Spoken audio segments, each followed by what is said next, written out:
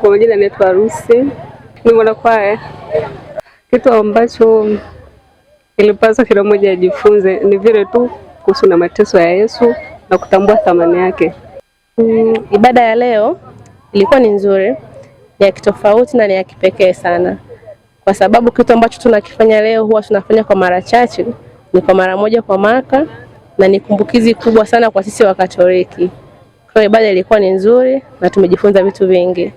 Mimi ni muumini wa kanisa Katoliki, pia ni mwanakwaya, ni mwenyekiti wa kwaya Mtakatifu Francisco Xaveri ambaye tumeongoza leo katika ibada ya Ijumaa Kuu. Ibada ya leo ina utofauti kwangu mimi na kwa kanisa kwa ujumla na kwa waumini wote, kwa sababu tupo kwenye hili Juma Kuu ambalo lina matukio makuu matatu, kwamba kuna Alhamisi Kuu, Ijumaa Kuu na kuna mkesha wa kuamkia Pasaka.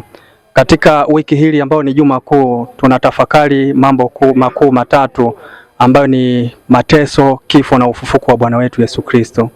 Kwa hiyo sisi kama Wakristo wa Katoliki ni siku kubwa hizi za muhimu ambazo za kutafakari ukombozi wa Bwana Yesu Kristo ambaye alikufa msalabani kwa ajili ya dhambi zetu.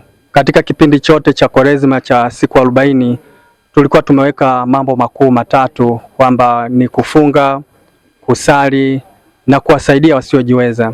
Kwa matendo ambayo tulikuwa tunaenda nayo katika kipindi cha Kwaresma, basi tusiache hata ambapo Kwaresma inaenda mwishoni, lakini ni maisha yetu ya kila siku. Haya ni maisha ya kujitoa sadaka na kuwasaidia wengine, wala tusichoke kusali. Na niwaase watu wote kwamba tuendelee kumjua Mungu na kutafakari mafumbo makuu matakatifu ya ufufuko wa Bwana wetu Yesu Kristo. Ibada ya leo Ijumaa Kuu ni pale unapokumbuka mateso ya Bwana wetu Yesu Kristo. Kwa ibada ya leo ni nzuri, pia ina masikitiko makubwa na ni ya huzuni kidogo, hasa masuala ya kiimani.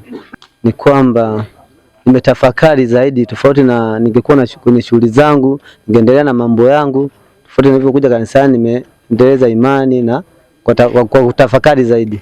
Naitwa Regina Emmanuel. Ibada leo imeenda vizuri. Hasa tumehubiriwa kwamba tuwe wakimya sana kwa siku ya Ijumaa Kuu. Sio tu kwa leo, ila kwa siku zote. Endapo unapotembea unakuwa mkimya, unakuwa unamtafakari Yesu. Umepata mabadiliko gani wewe kupitia Ijumaa Kuu tofauti na Ijumaa zingine zote ambazo umeshawahi kuzifanya? Ya leo ndio imekuwa nzuri sana. Imekuwa nzuri sana, nimebadilika sana kiasi kikubwa sana. Asante sana. Ubarikiwe.